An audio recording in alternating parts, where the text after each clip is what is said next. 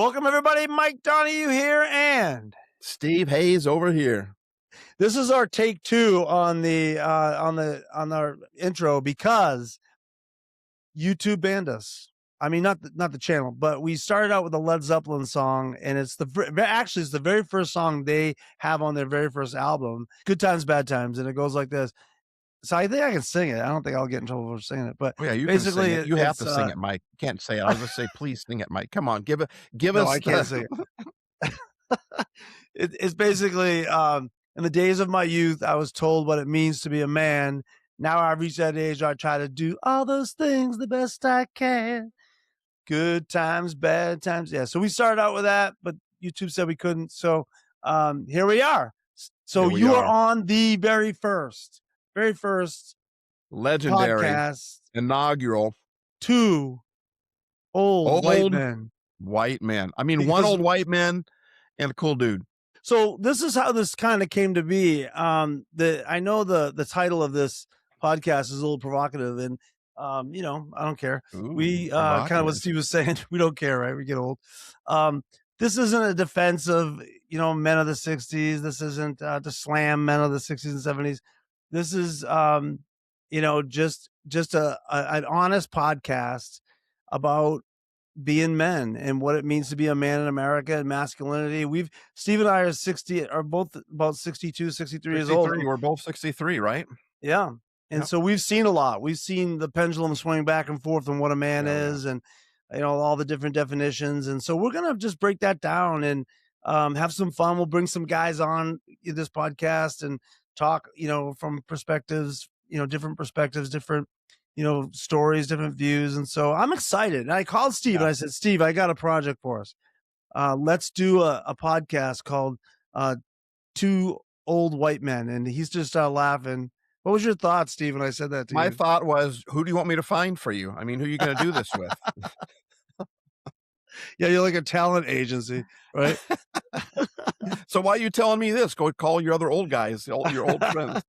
I got a lot of old the friends, lyrics of that song, what were they again? Those were some, like I said, the days of my youth, I was told what it means to be a man.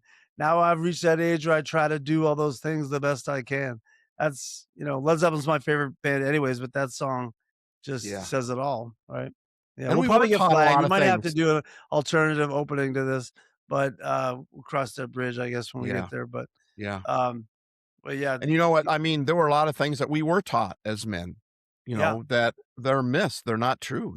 Big boys don't cry. We need to do I call BS section, right? We can start breaking down some of those myths. I mean, we're not monsters. We're just 2 old white men just trying to figure life out. Now we're trying to do the best that we can, but there was a lot of things that we were raised in the 70s on what masculinity was. And let's kind of talk that through. I want to kind of break down just some, what was it like to grow up? So we had a couple of, we just full disclosure, we threw this into ChatGPT and said, hey, give us an outline of what it was like to grow up in the 70s. And when I got the the results of it, I was reading it, I almost started like it knows us, like it knows what we were going through. And so what were we taught about being men if you grew up in the 70s? And basically, if you were a boy in the 70s,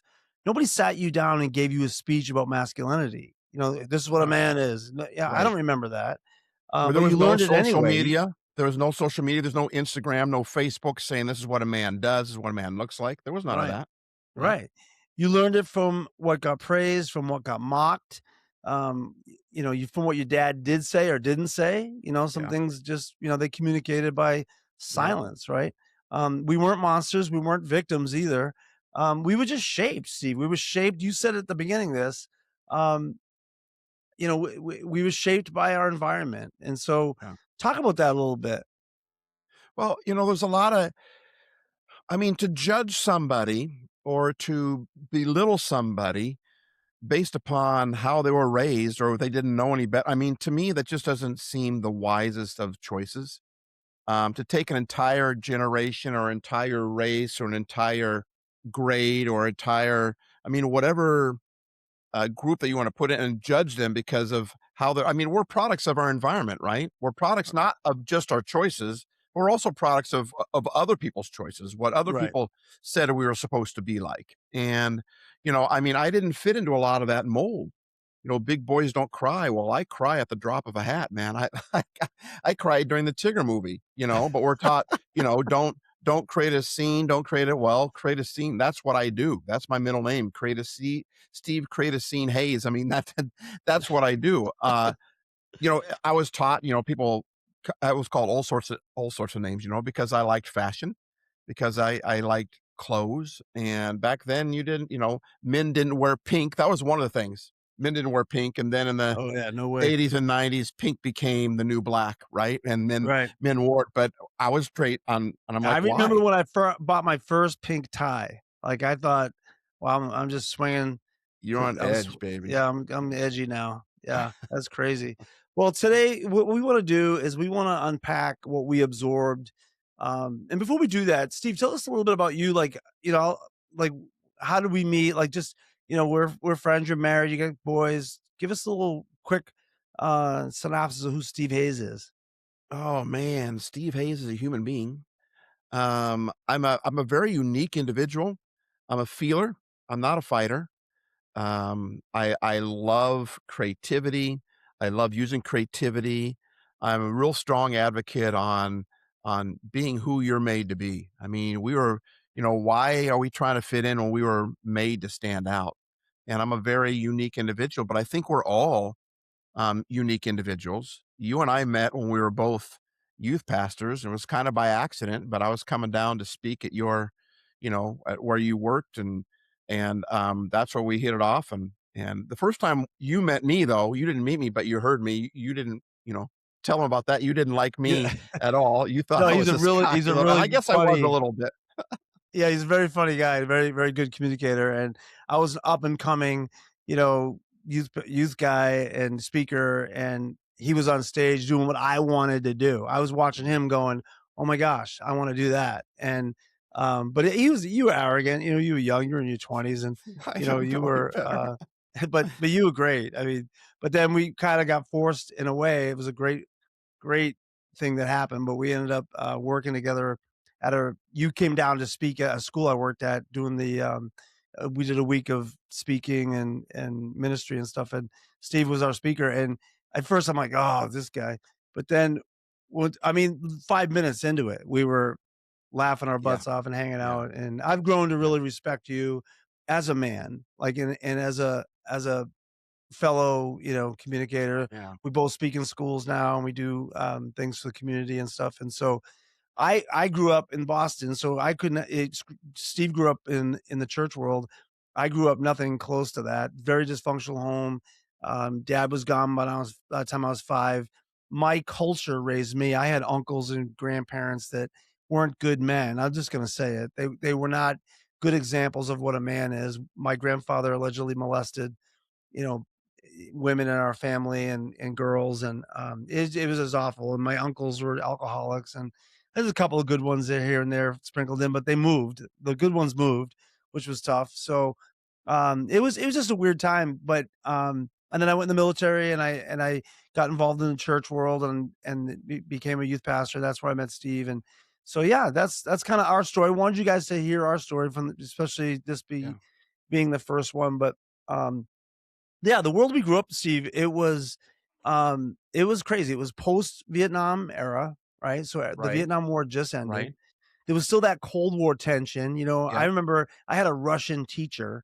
I took Russian in high school. I don't know No way, why. you did Yeah, not I take really Russian in did. high school. Yeah. The only Wow. word I learned was "Niet," because when he asked me Yet if I did my homework, I was like, "Niet." and No, Kiev, right? Kiev, I've had a Kiev or 2.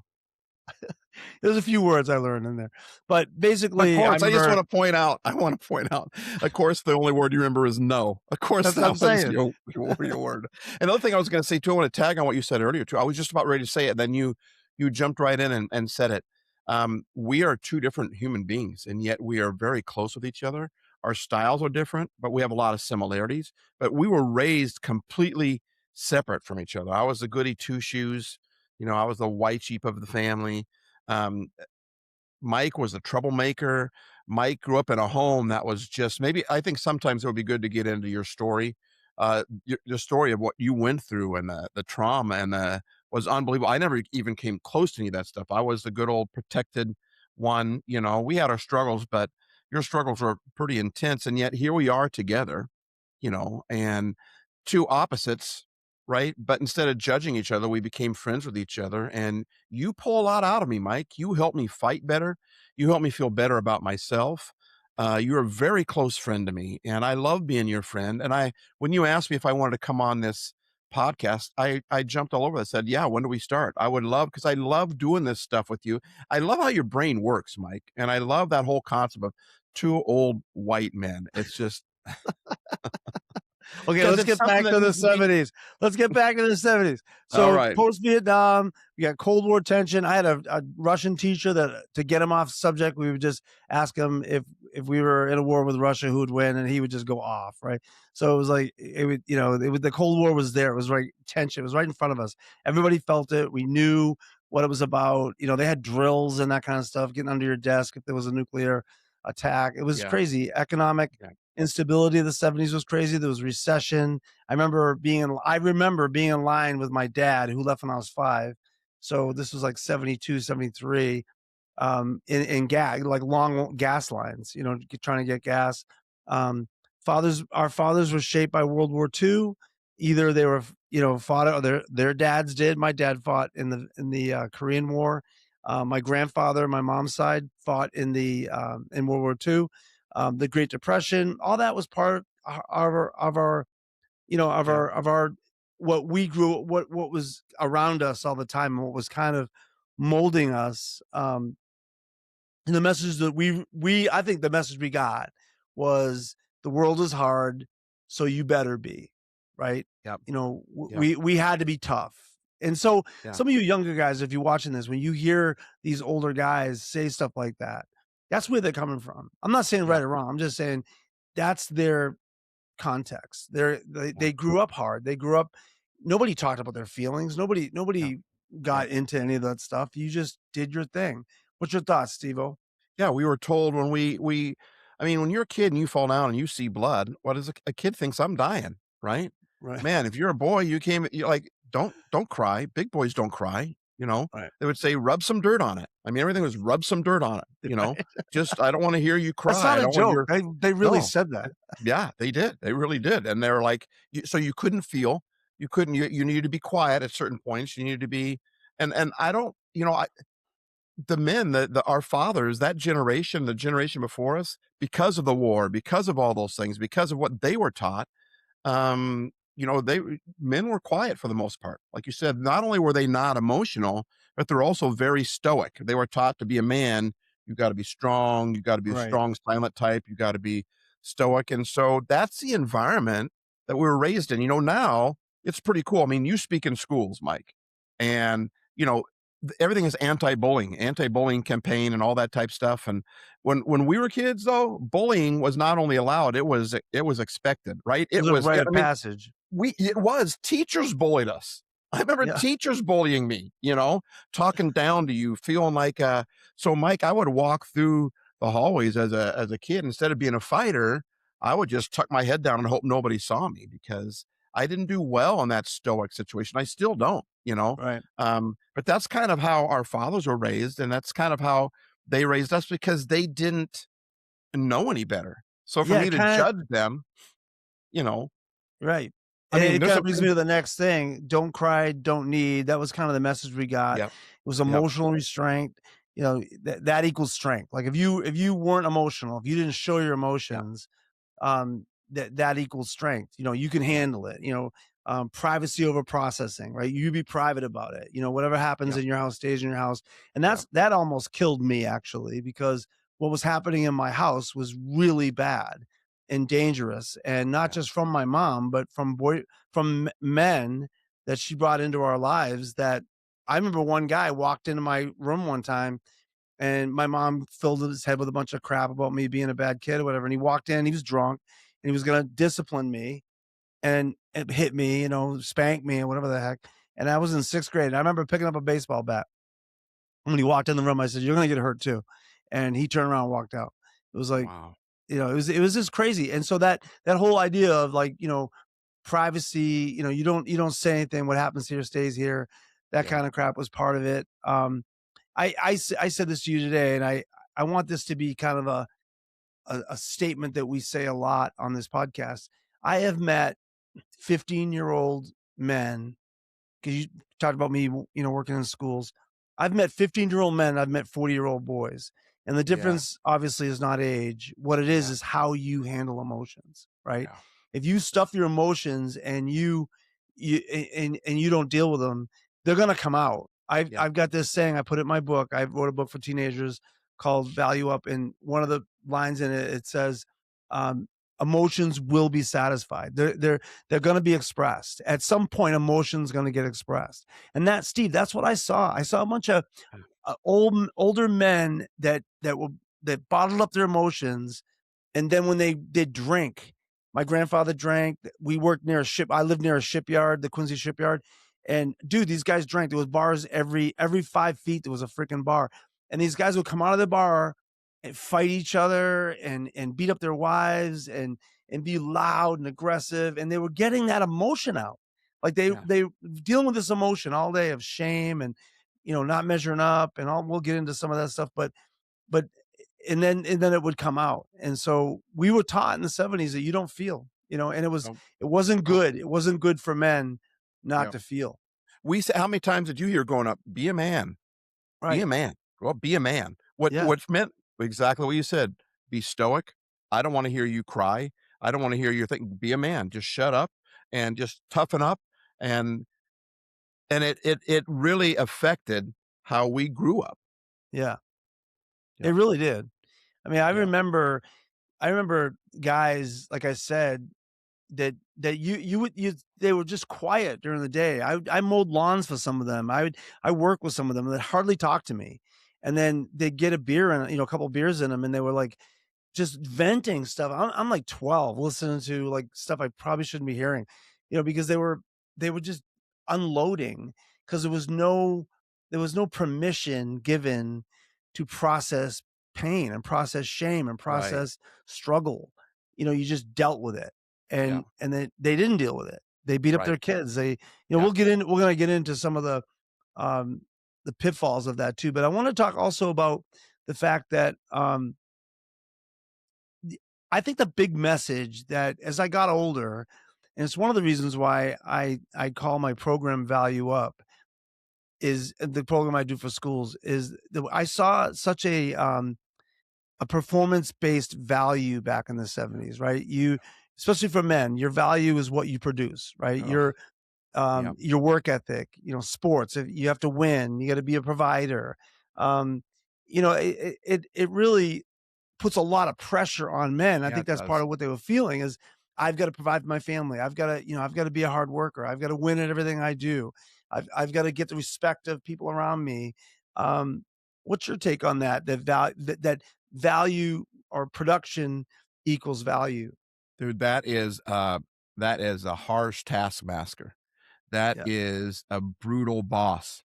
That is a horrible, horrible thing, and I'm glad that this generation today really does a much better job of that, in the same way they do much better job with, mental health and with, it's okay to feel and talk your feelings out. But yeah, that mentality was difficult for me. I even remember laying in bed at night going, "I just wish I could talk to my dad, but I don't know how to do it." And my dad didn't, and my dad was a minister, right? You in your life, you had uncles and men that would show up, and at one They thing weren't one ministers. yeah, yeah, no, they were not at all. But when they had that liquid courage, when the thing went down, then all that anger that has been pent up inside came out. Now, I grew up in the church. I was a preacher's kid. My parents were great parents. I love them.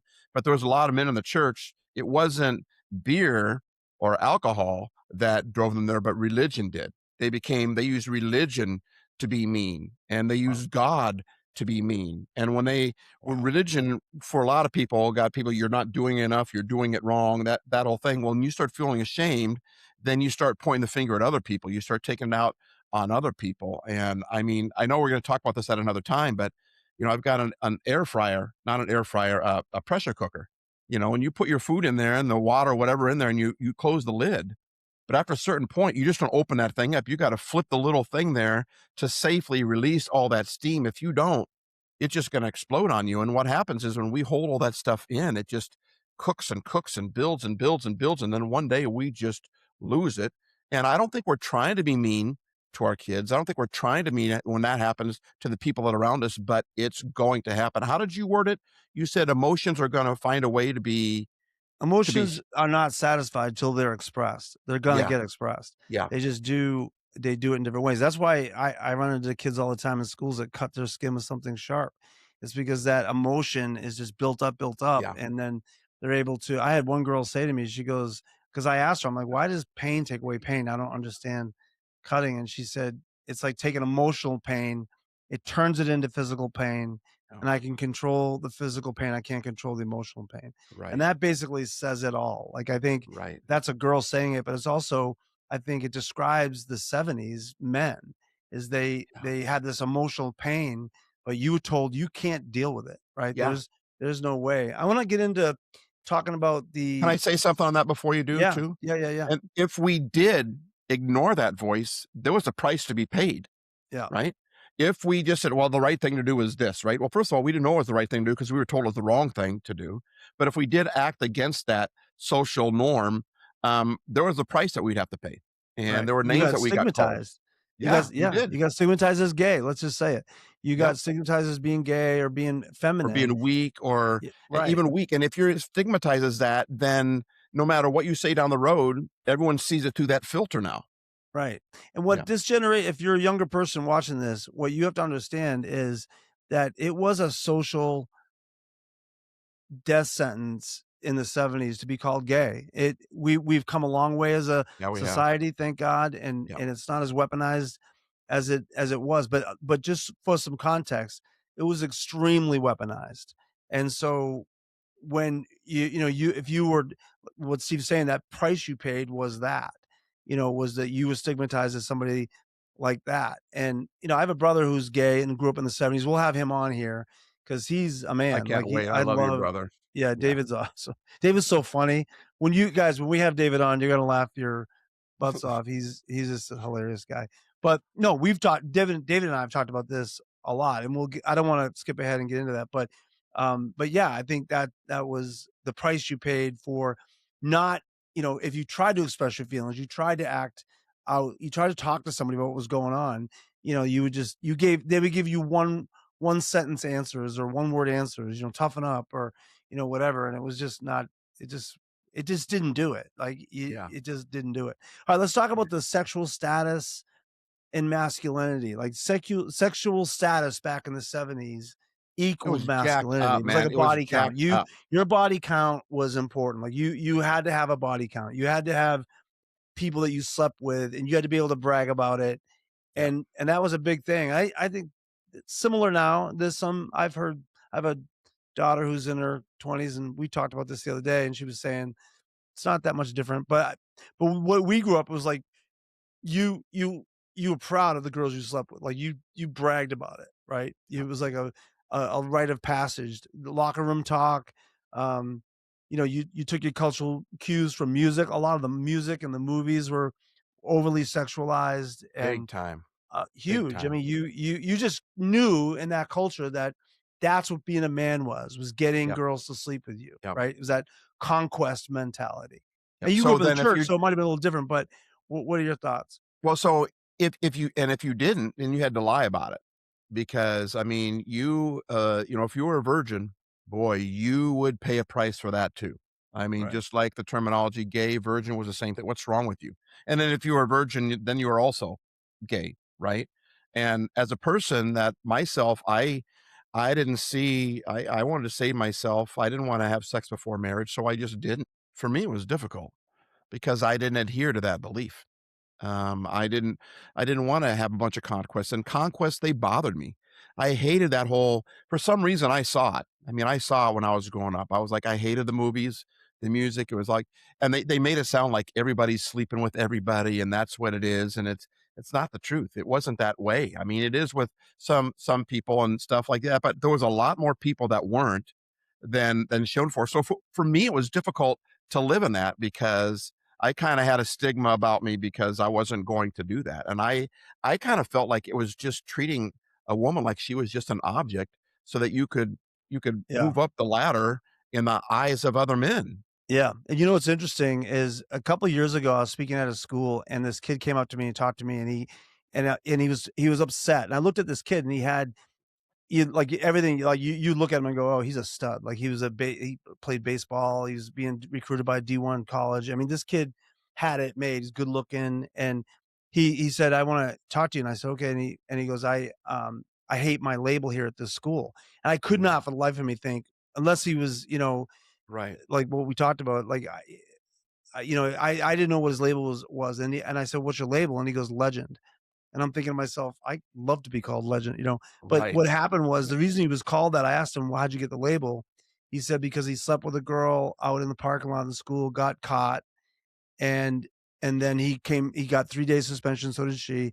When they came back, he got the label legend." And he was crying, Steve, when he was telling me this. And so finally it dawned on me. I go, "Oh, wait. You got legend, what did she get? What was her yeah, label?" And, I mean, she got yeah, killed. I mean, she had to leave the school. It was so bad, she got humiliated, and it was so unfair, and what was kind of cool in a way was here was this guy that was experiencing exactly what we're talking about. Like, it was a conquest, right? And when right, he conquered that girl and he came back into the school, he was the legend. He was all the guys were like, "Oh, you're" he hated that. That kid that bothered him more than anything I love because of what that. happened to her. Good for And him. I think that's the bottom line, Steve, is real men wanna protect women, not in a patronizing way. I'm not saying Right, that, so don't hear me say that, because 'cause I'm not saying that they're all weak and we just need to take care of them. There I know a lot of strong women. I'm married to a strong woman. My daughters are strong. I'm not saying that. I'm saying that when we exploit women, we don't feel like men. When we're honoring women, we feel more like men. Like when we restrain and we pull back and we're not as aggressive on that in those areas, we feel more like men. And I think that's what happened to that kid. I think, and he asked me, he goes, "What should I do?" And I said, "Call her." I said, "You call her tonight and you tell her you're sorry for you're part of that." And and I go up to that school a lot because it was in my town. And he came up to me and he said, "Thank you." And he said that was a great that was yeah, a really good conversation. yeah, So but we didn't learn that in the '70s, Stephen. yeah, We right, learned conquest. We learned get them, yeah, the body count, sleep with as many as you can, and yeah, all our heroes were like that. I mean, I don't want to name right, names, but like you watch the Tonight Show, and they had Hugh Hefner on, right. and I'm sorry, I'm just going to say this, but next to Jeffrey Epstein, this guy was the biggest sex trafficker in the freaking world, right? Hey, He made tell some people who Hugh Hefner actually was, because some people might not even know who he is the anymore. Because Playboy guy. He started yeah, Playboy. yep, Started the Playboy magazine, he started the Playboy Mansion. Playboy clubs were were huge. I remember my mom going to a Playboy club in New York City, and she came back and bragged about it. It was like that was the thing. It was in. It was our culture. It was like that's what you do. You objectify women, and that's what a man does. And I remember yeah, not liking that. I mean, I'm a red-blooded American male. I like girls, but I didn't like that kid. I didn't like yeah, watching some of my sisters and some of my yeah, girlfriends that I had get objectified like that. It bothered yeah, me, and I was like, yep, it was such a weird place to be because it was like it bothered me, but it shouldn't bother me according to culture. right, So it was really yep. weird. You know what I've we're 2 old white men here. That's what we're talking about here, and what I've learned after my 63 years of life is, and some might call this being irrelevant, some might say it because 'cause I'm old or whatever. There is some real value to sticking up for somebody. And I like how you worded it earlier. Just because a man sticks up for a woman or sticks up for somebody that's being picked on does not mean it's patronizing. Doesn't necessarily mean it's patronizing. Now, some men might do that, but to judge all men for who stick up for somebody, when you stick up for somebody, I do a podcast every week called Happy Life Studios, and I always end my podcast with the Jimmy Durante song, "Make Someone Happy, and You'll Be Happy Too." when you stick up for somebody, when you help protect somebody, even if they don't necessarily need. I like it when sometimes I'm like, in a lot of ways, my wife is stronger than I am, man. There's a lot of strong women out there stronger than I am. Um, but when I get to help or protect someone that might not even necessarily even need protection, but I still do it anyway, man, that adds value to me. It adds Yeah. intrinsic value to me. It's like I'm a protector. I'm a helper. That's my life acronym. I'm here to help. Yeah. I It's want to awesome. help people, and when there's something for when you stand up for someone, and that's also though that what we were raised on. I mean, because it wasn't all negative with our growing up. We've talked about a lot of negative, but there was a lot of positive stuff. And one of those positive things were you stick up for people, and Right. you stick up for women, and you protect women, and you don't let other people abuse them or say bad things about them, and there's also something about when someone sticks up for you as well, how that also increases intrinsic value. Yeah. I remember one time there's some older boys were picking on me, and, they were, like, 6th grade, I was, like, 3rd grade, and Billy Farrell, I don't even know That if he's still Billy alive. Farrell, let me Billy tell F you No, no, something no, he was the about good him. guy.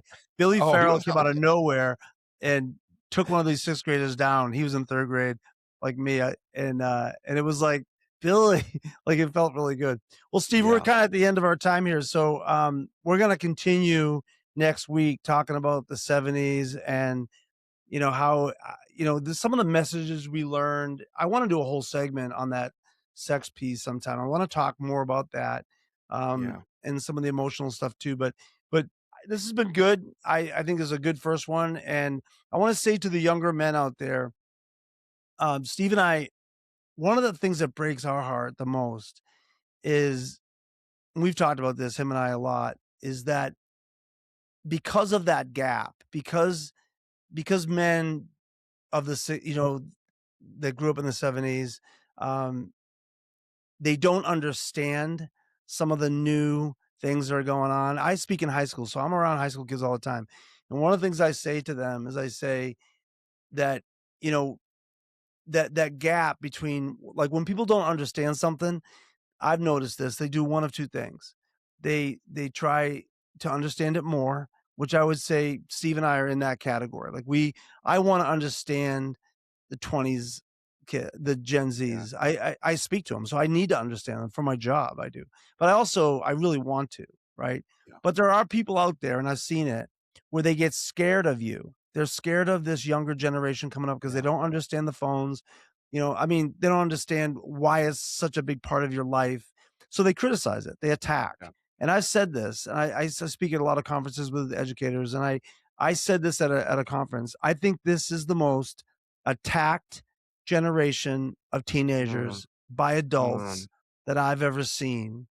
And one of the heartbeats of doing this podcast is for Steve and I to be a bridge. I wanna be a yeah, bridge. I don't wanna slam the guys of the '70s because I grew up yeah, there.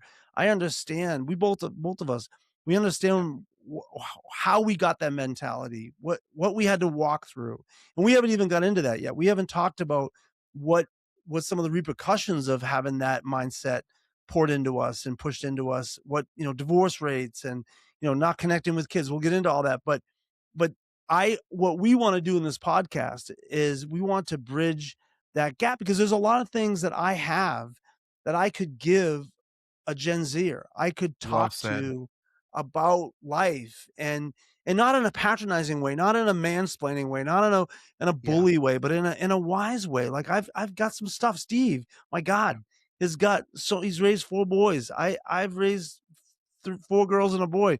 I mean, we've been through stuff. We can be in a position, but what's happened is because of that gap, because of that hostility that's coming from adults, and I'm just gonna say it, from adults to the younger generation, it makes us all suspect. It right. makes us all behind this wall of wisdom that we can't share it with you. And I'll be honest with you, one of the my heartbeats of doing this is being a bridge.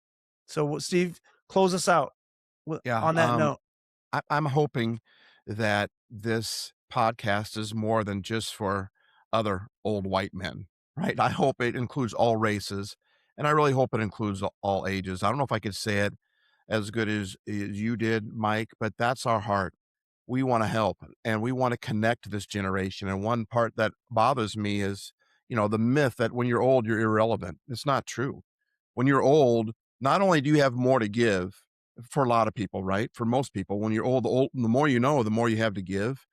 But sometimes the more we're pushed off because we're seen as irrelevant. So, two old white men like us, we could be pushed off because we're from that generation and all men are patronizing or whatever those negative terms are. But we can also be put off because we're old. And I think there's some strength in everybody needs a grandparent. Everybody needs a grandkid, right? Mike and I are at that age point of life where it's legacy. We want to leave something behind, and that's why we speak in school assemblies. Mike does it all the time. I do it whenever I can. That's why I speak to teenagers all the time. That's why when I see a younger person, I try to befriend them. But oftentimes I get pushed away, and I don't know if this is fair to say or not, Mike. I guess we could always edit it out if we needed to, but it felt like when I was growing up, I really wanted to talk to my dad, but my dad didn't exactly know how to do that. So from his side, the wall was put up. Well, now it feels like there's a whole generation of us that grew up with that now we really want to talk to the younger generation. But now it feels like in a lot of ways, the wall is coming up from them. And Yeah. I think that that's a very sad place to be because I think we all have something to offer each other. And in the same way that Mike, you and I want to be able to help the younger generation, we're also smart enough to know, we're also wise enough to know that that generation can help us because Mike, we're both recipients of how teenagers and children have helped us tremendously. And that's kind of what we hope that two old white men, what this podcast is going to do. I love that concept. We hope it's going to be a bridge for you. And we hope it's going to help you in life because life is about connection, man, and it's about Yep. people. And 100%. you're valuable, and that's why we're doing this podcast Yep, in the first 100%. place. I have a guy, we'll have him on. He's his name is Daryl Scott. His daughter was killed in the Columbine tragedy. He's kind of like a mentor of mine, and I think he's in his late 70s, early 80s, and I talk to him not all the time, but frequently, and it's really cool that, you can tell there's a gap between me and him Yeah, and what we experienced in life and stuff like that, but I try to extract what I can from him because he is wise and he's run businesses, he runs a business like mine, so it's been really good, connecting with him, so we'll have some of our mentors on at some point, but alright, so this is the first one, share this, like our page. We have nobody liking our page yet. can you If you're believe the it? first one that likes the page, you get a prize. I don't know what it is, but Yeah, we'll give you something. you'll get But first place of liking the page. but we'll yeah. So like the page, I like the channel and share this. And if you have some comments you want to talk, maybe give us a list of things you would like to see a couple of old white guys talk We about. would We're love not going to that. get into politics. We need to probably say this from the beginning. We didn't, but Yeah, this isn't we're not going to talk politics. We're just not. right. And we're not going to talk religion. I mean, we might splash some of that in there because Steve and I, have a shared experience with being a pastor, but not preachy, not this isn't a Right. religious um channel. So but yeah, so we're gonna stay away from politics, we're gonna stay away from religion. But yeah, if you have some other, things that you would like as it pertains to masculinity, as it pertains to these Yeah, generations, we would please, love to hear from you. please. And so reach out, just leave a message on the comments and we'll go from there. Right on. All right. Thanks, Mike. That was awesome. Thank you, guys. We See you hope you have later, a great day. guys. See you All next right. week. Yes, sir.